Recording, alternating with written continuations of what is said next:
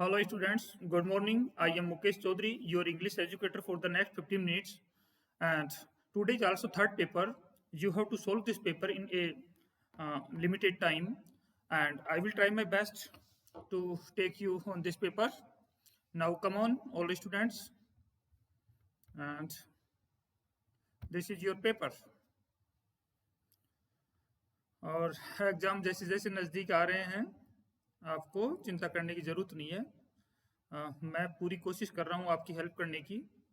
तो ये जो आपका पैसेज है ये आप देखिए सबसे पहले। ये रहा आपका passage. The electrons in a metal are bound to it. जो इलेक्ट्रॉन्स हैं वो इसके प्रति बाउंड हैं। तो ये साइंस से रिलेटेड पैराग्राफ है और जितना जल्दी हो सके आप इसको समझें और इसके बाद में तुरंत जवाब दें। मैं इसके केवल आपको आंसर बताऊंगा आज ये आपको करना है।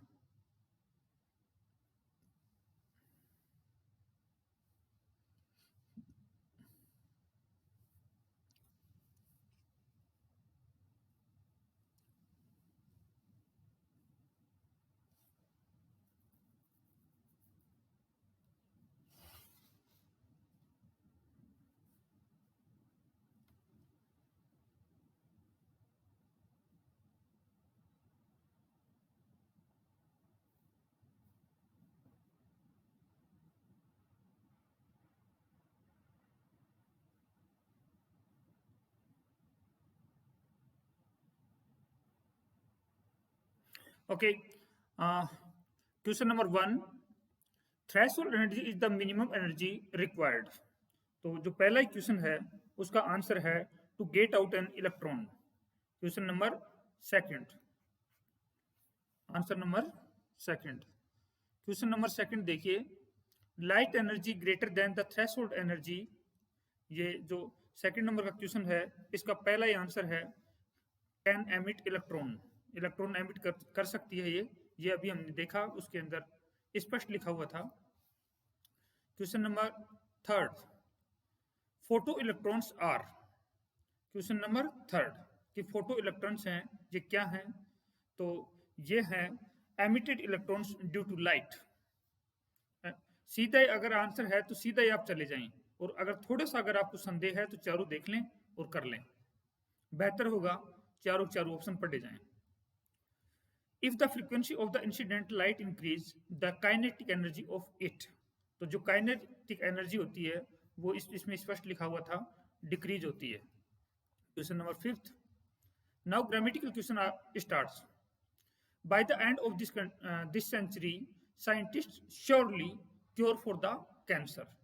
इस शताब्दी के अंत तक साइंटिस्ट हैं वो कैंसर का इलाज खोज लेंगे। You have to choose correct verb, इसके स्पष्ट लिखी हुई है। तो मैं आपको ये बता चुका हूं कि बाय द एंड ऑफ, और अगर फ्यूचर का टाइम आ जाए बाई के साथ में मिल करके तो ये जाते हैं फ्यूचर परफेक्ट टेंस के अंदर। तो आपका आंसर रहा विल हैव डिस्कवर्ड।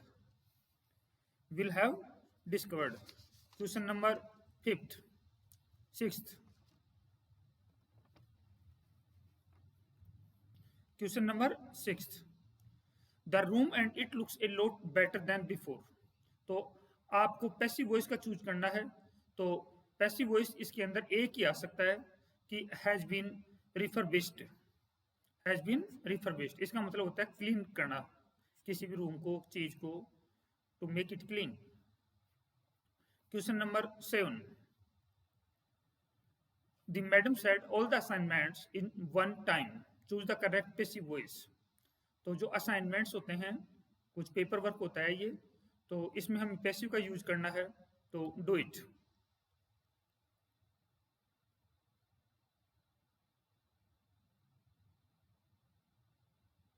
इसमें है हैड टू बी हैंडेड।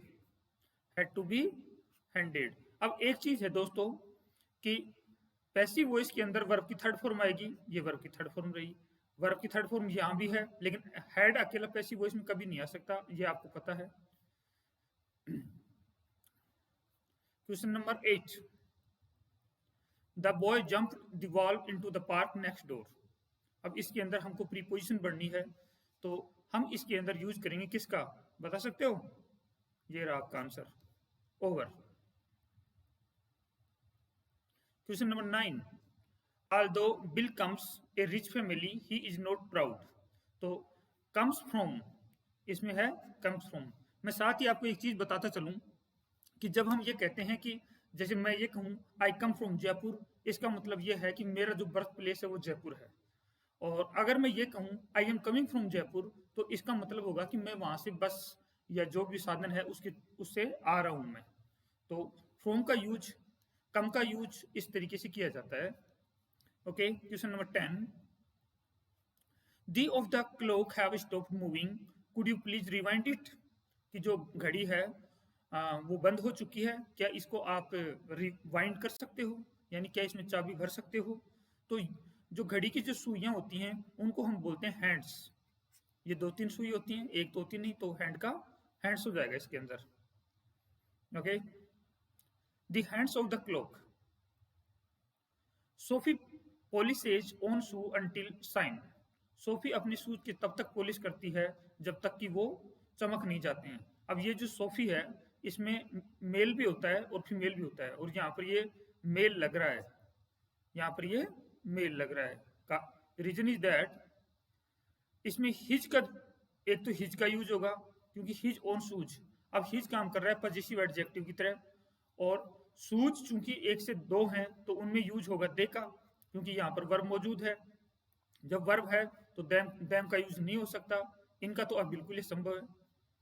तो इट का भी यूज नहीं हो सकता क्योंकि इट आता है सिंगुलर के लिए, तो आपका ऑप्शन थर्ड एकदम ठीक है। Question number 12, the correct, choose the correct antonym. Amass, amass का मतलब होता है ढेर लगाना, अमास का मतलब होता है ढेर लगाना, तो इसका हो जाएगा डिस्पर्स। डिस्पर्स का मतलब होता है छितराना किसी चीज को। क्वेश्चन नंबर 13, एनामोर, क्या है? एनामोर। क्वेश्चन नंबर 13, तो इसका हो जाएगा लोथ। एनामोर का मतलब होता है कि जब हम किसी चीज को लाइकिंग करते हैं तो उसके लिए हम काम में लेते हैं। एंटाइस इसका सिनोनिम है, और जो लोथ है वो इसका एंटोनिम है। लोथ का मतलब होता है नेगेटिव, पड़े रहना, इंटरेस्ट नहीं रखना। It is foolish to depend on someone who is fickle as the temperature. ये बहुत ही मूर्खतापूर्ण बात है कि ऐसे आदमी के ऊपर निर्भर रहना जो कि टेम्परेचर, मौसम की तरह बदलता है। फिकल का मतलब होता है कमजोर। अब इसके अंदर क्या करना है, सिनोनिम हमें भरना है किसका? फिकल का। किसका भरना है? फिकल का। तो फिकल का मतलब होता है अनप्रिडिक्टेबल, इसका सिनोनिम, यानी जिसके बारे में हम कुछ कह नहीं सकते। ऐसे कुछ लोग होते हैं, तो आप देखना, कुछ लोग होते हैं जो बोलते हैं वो करते हैं, कुछ लोग होते हैं जो बोलते हैं वो कभी नहीं करते हैं। Then they are called fickle minded people. Okay, question number 15, the promise he gave was extremely flimsy. Extremely flimsy, जो उसने प्रोमिस किया वो फ्लिमजी था। फ्लिमजी का मतलब होता है वीक होना। जैसे फिल्म में, जैसे हम बोलते हैं ना कि यार फिल्मी लाइफ जी रहा है क्या, फिल्म, जो फिल्म होती है, जो एक मूवी होती है, उसके अंदर सारा कुछ आर्टिफिशियल होता है, उसमें रियलिटी बहुत कम होती है। तो फिल्म जी का मतलब होता है वीक, और ये इसका एग्जैक्ट सिनोनिम है, weak. Question number 16, very good question. Motu, what an exciting game, I now let's celebrate। Chhotu, right, let's go to cafeteria down the road। तो मैंने आपको बताया था कि वॉट ए और सच ए का यूज हम करते हैं। इसमें वॉट ए का यूज होगा एन एक्साइटिंग, तो अब इसमें आ रहा है वोवल साउंड, तो हम इसमें कर देंगे एन, कोई दिक्कत नहीं। वॉट के बाद में ए का भी यूज होता है, एन का भी यूज होता है, और कभी कभी यूज नहीं भी होता है। अगर इसके बाद में इस नाउन की जगह पर अगर अनकाउंटेबल नाउन होती तो हम किसी भी आर्टिकल का यूज नहीं करते, बट अब हम यहाँ करेंगे। और कैफेटेरिया में हम यूज करेंगे दी का। किसका यूज करेंगे? दी का। देखो आंसर, ये रहा आपका आंसर, क्योंकि ये परिचित है कैफेटेरिया से, इस वजह से ये आइडेंटिफाइड है, तो हम दी का यूज करेंगे। She brought in all the laundry, it is starting to look like rain. वो लॉन्ड्री के अंदर आई, काम तो उसने चालू किया। लॉन्ड्री के अंदर कपड़े धोने की जगह को लॉन्ड्री कहते हैं। हाँ, तो उसके परिणाम स्वरूप क्या हुआ कि जो जगह है वो ऐसी लगने लगी जैसे कि बरसात हो रही हो। तो इसके अंदर हमको कंजक्शन का यूज करना है। अंटिल तो है टाइम का, तो अंटिल बिल्कुल नहीं आएगा। बट में कॉन्ट्रास्ट होता है, इसमें कोई कॉन्ट्रास्ट नहीं है।